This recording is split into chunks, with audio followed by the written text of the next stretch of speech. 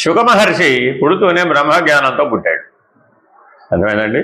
ఎప్పుడూ దిగంబరుడే, ఆయనకి శరీరమే వస్త్రం, మరో వస్త్రం వేసుకోవాల్సిన అవసరం ఆయనకి రాలేదు జీవితం మాత్రమే. అలాగే బతికేసాడు అంతే. మరి అప్పుడు ఆయన వెళ్ళిపోతూ ఉన్నాడు అంతే. ఆయన వెళ్ళిపోతూ ఉంటే దేవతాకన్యలు ఎవరో భూమి మీదకి దిగొచ్చి ఎక్కడో స్నానం చేస్తున్నారు. వాళ్ళ పనిలో వాళ్ళు ఉన్నారు.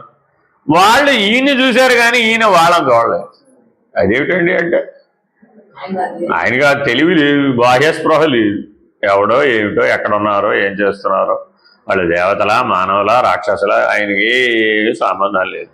ఇలా జగజ్జీవేశ్వరత్రయంతో సంబంధం లేకుండా సదా బ్రహ్మనిష్ఠుడై ఉన్నటువంటి శుక మహర్షికి అసలు ఏమీ తెలియదు.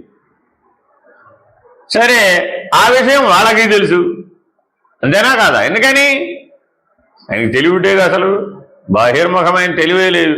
కాబట్టి శుక మహర్షే కదా, ఆయన బ్రహ్మజ్ఞాని, ఆయన చూసి మనం కంగారు పడక్కర్లేదు అనుకున్నాం. ఇందులో ఆయన వెనకాల పుత్ర వ్యాస భగవానుడు మహర్షి వస్తున్నాడు. ఆయన శరీరం మనలాగా బట్టలు కట్టుకుని ఉన్నాడు, గృహస్థాశ్రమం కదా. మరి ఈయనేమో సన్యాసాశ్రమం కాబట్టి ఆయన బట్టలు కట్టుకోకపోయినా ఆయనకు తెలియదు.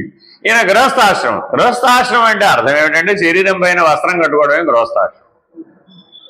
మన లెక్కలో గృహస్థాశ్రమం అంటే ఏమిటి? పెళ్లి చేసుకోవడం, పిల్లల్ని కట్టడం, ఇల్లు కట్టుకోవడం, ఇంకా అదంతా కాదమ్మా. గృహస్థాశ్రమం అంటే శరీరం పైన శరీరాభిమానం కలిగి మరో వస్త్రాన్ని ధరించడమే గృహస్థాశ్రమం.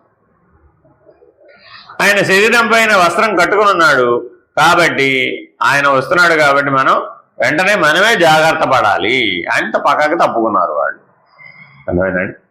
కాబట్టి సన్యాసికి నువ్వు ఎదురు వెళ్ళినప్పుడు నువ్వు తప్పుకున్నా తప్పుకోకపోయినా వాడికి ఏమి ఆ తెలివి పంచి ఆయన అసలు గుర్తించడు, ఎవడొచ్చాడు ఎవడపోయాడు, ఆయన తెలివి ఉండదు. అదే గృహస్థు గుర్తిస్తాడు, అంతే తేడా. కాబట్టి గుర్తిస్తే సంస్కార బీజాలు పడతాయి.